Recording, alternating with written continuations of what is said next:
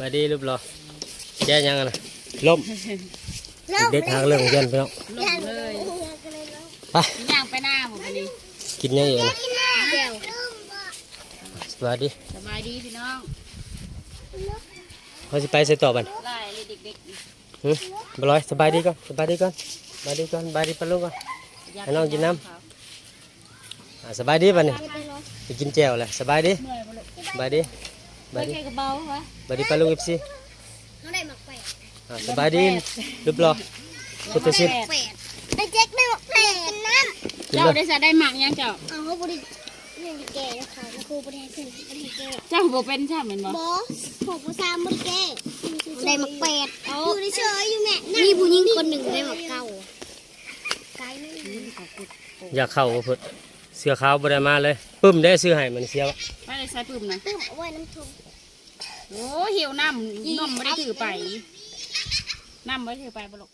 ครับไทยสบายดีปลุงกับซีมัดสุขุสุขวันน้องอยู่ไทยอยู่ลาวต่างประเทศเนาะ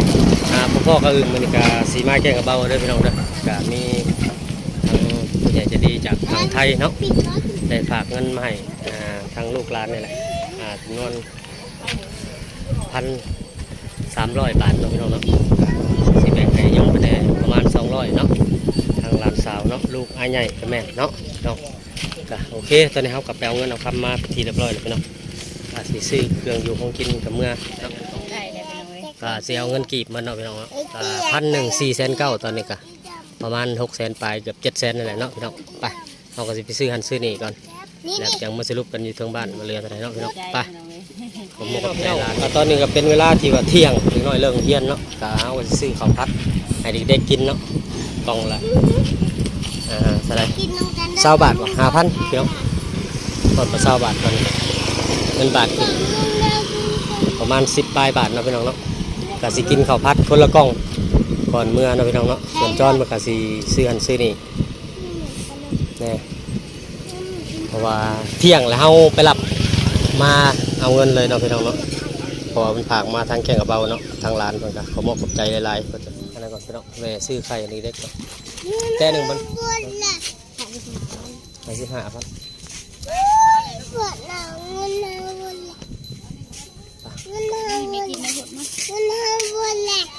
เด็กกินนมก่อนเลยไปกินให้กินน้ำแน่ปันนี้กินไหมส่วนเด็กก็เล่นอยู่ตารางอย่าปากนั่งได้พอถ่ายคลิปอยู่ก็โอเคเนาะพี่น้องก็สีที่เขาซื้อมาก็หลายอย่างอยู่พี่น้องซื้อแนวสิ่งจำเป็นเนาะก็เป็นนัวเนาะเทียมบอกเลนก็ไม่ยังจนซื้อหมักแตงน้ำพี่น้องมาปลูกอากาศซ้อมอันนี้ก็ยากินลุงผมเห็นว่าเจ็บท้องเป็นท้องบิดแล้วอันนี้ยาปรับพนมเลยครับเพส่วนยาสูบลุงคนเอาไปเลยพี่น้องในหมากอันนั้นผักบุ้งพี่น้องแบ่งซื้อน้ำเพิ่นนี่กับเซรีสีมาลองปลูกบ้างพี่น้องกับไข่แตะหนึ่งก็บริซื้อยังมากมายซื้อสิ่งในจำเป็นเนาะพี่น้องเนาะก็สิประมาณนี้เนาะพี่น้องเนาะหลายอยู่เนาะก็โอเคเนาะส่วนตัวนี้เขาก็ยังมีอยู่พี่น้องเขาก็บริซื้อแนวจำเป็นกันเนาะพี่น้องโอเคพี่น้องเนาะพี่น้องเมื่อนี้ก็ค่อนข้างที่สีลมแน่นหนึ่งพี่น้องลมอยากแห้งได้หนึ่งพี่น้องไปเขาก็สิกินข้าวกันพี่น้องส่วนเด็กอยากกินทอดไข่เป็นไรก็อิ่มกินอีกลมพี่น้องไว้ปุ๊บลมแห้งเลยพ่อแม่พี่น้องเลยลมแห้งมันโอเคพี่น้องปูค่ายพี่น้องเจียวเก้าแล้วก็ตัวนี้เจียวนูพี่น้องลาบนูก็แม่นเจียวนูก็แม่นแล้วลาบนูแซ่บกันสบายดีพี่น้องพาดิ๊กไปขายมันก็คู่กับพี่น้องเลยเนาะมีเราต่ออยู่พี่น้องเลยบอกแม่เจ้าเด้อ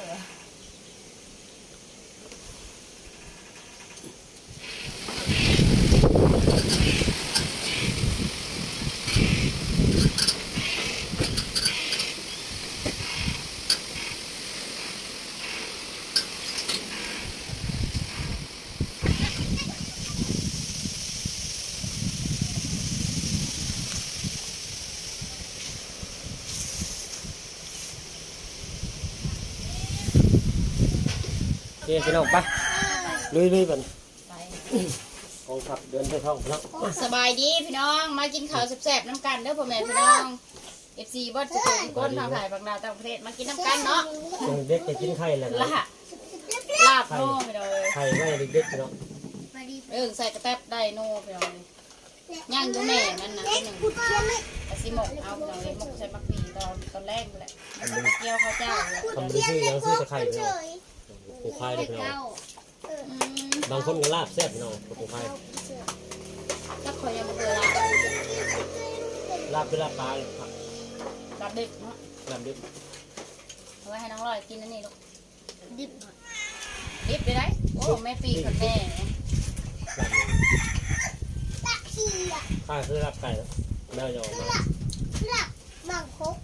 เกินลูกมาแบ่งอะไรพี่น้องเงินไปย่างง่วย ยังว่าเอา เมื่อยถ่าย เจ็บหัวเอิญแล้วเลยถ่าย เงินเงินหัก ไปทางไหน เราไปเหมือนกัน ตัวหมัดไว้แค่ ไก่สับเนี่ย สะอยู่ พี่ แล้ว เจ้าของคนเหมือนกันนะ เด็กมากเลยลูกแม่จะไปเกี่ยวข้าวเจ้าเด้อ โรงเรียน ทำอะไร มาเอาอะไรนี่ เจ๊หรือว่าบังนั้นบัง อะไรน้องไปเทินไปเลย เนี่ยจะว่าบังนั้น เดี๋ยวมา เนี่ยจะปีนอยากทุบเลย โอ้ แค่นั้น เอาจุด แต่ แม่ เราติดต่อต่อมีเรื่อย ชื่อมา แม่ ชื่อแดง โอ้สีโหนแดง ชื่อ นี่คืออยากจะสุก ๆอันนี้นี่ สุกมาแล้วแม่ฉันไม่เสร็จลาบแล้ว ก็แรกคนนี้ โอ้โหอาจารย์บุษก ชื่อผ่านหนูงามปะ ไม่นอนแล้วสุกนะเอาไปไปขายเอง กินได้ป่ะ ได้กิน ได้อยู่ มาเถอะ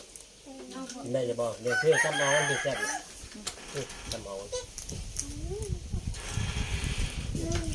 จำเอาวันแซ่บกว่าลูกแข็ง พวกนี่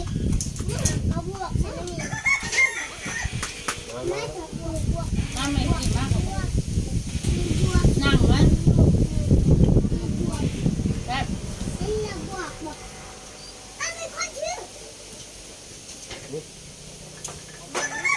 ไอ้ทอง อันนี้คนชื่อ เราจะทงลูก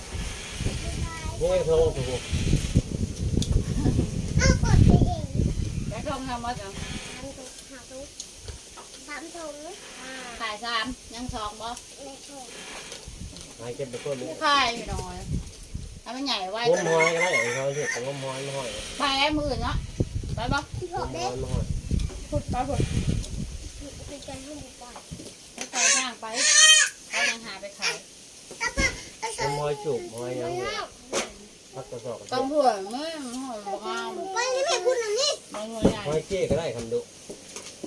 เป็นหมักเอา ในพายในพายในพายในพายน้องอะไรกันมีเด้จะบอกน้องเพื่อนไอพี่มันก็มีมีหัวจุก ละลายเนี่ย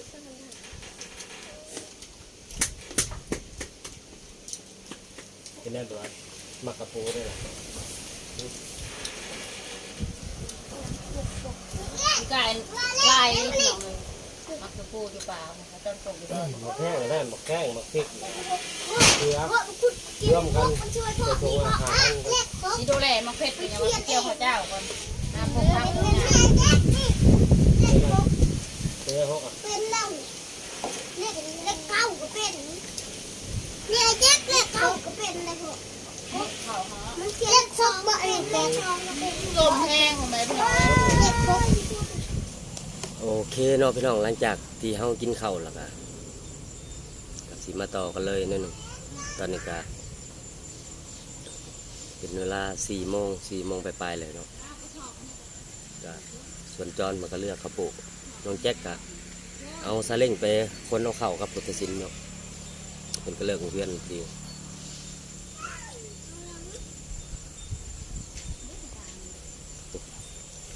ส่วนทางนั้นก็ทั้งแม่ทั้งลูกก็เขาก็เลือกเขาลอยก็โอเคเนาะพี่น้องก็ก็คือสีขอบคุณแทนทุกคนเลยเนาะพี่น้องก็เป็นการเฮ็ดเบียกคน ขอบใจหลานในหลายที่ฝากเงินมาให้เนาะก็ขออวยพรโดยใส่ให้ลูกหลานจงมีแต่สุขภาพสุขกายสุขใจเนาะปรารถนาสิ่งใดขอให้ได้สิ่งนั้นสมความมุ่งมั่นปรารถนาเนาะก็หลานในมาสำเนีก็ขอให้ได้ขึ้นไป100 เท่าพันเท่าเนาะจำทีหลานส่งมาให้เนาะซื้อกระต้มขนมให้เด็กน้อยที่เหลือก็คือสิเก็บไปค่าใช้จ่ายให้เพิ่นไปโรงเรียนแต่ละมื้อเนาะพี่น้องโอเคเนาะพี่น้องก็สิได้ขอจบคลิปปิดคลิปเพียงเท่านี้เนาะฝากกดไลค์กดแชร์กดติดตามกดSubscribeเนาะพี่น้องอยากจะได้มีกำลังใจทำคลิปใหม่ๆให้ปลาลุง FC ได้เบิ่งเนาะพี่น้องขอบคุณ FC ทุกคนว่าอยู่ไทยอยู่ลาวต่างประเทศเนาะพี่น้องพวกพ่อคลิปหนาพี่น้องสบายดีพี่น้องสบายดีมาสุขสุขคนพี่น้องรถ